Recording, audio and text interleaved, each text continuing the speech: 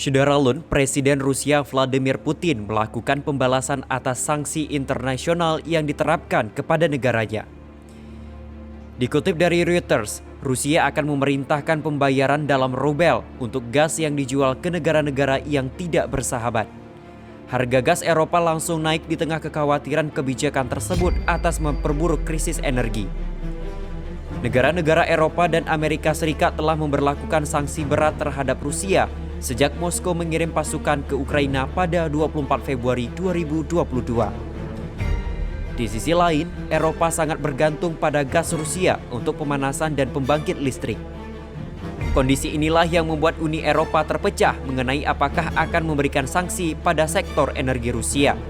Tak lama setelah pengumuman, rubel sempat menguat ke level tertinggi 3 minggu melewati 95 terhadap dolar.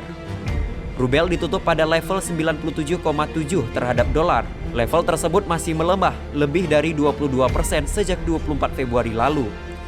Sementara itu, sejumlah harga gas Eropa naik hingga 30% pada hari Rabu ini. Harga gas di Inggris dan Belanda juga dikabarkan melonjak. Gas Rusia menyumbang sekitar 40% dari total konsumsi Eropa. Impor gas Uni Eropa dan Rusia tahun ini berfluktuasi antara 200 juta hingga 800 juta euro per hari.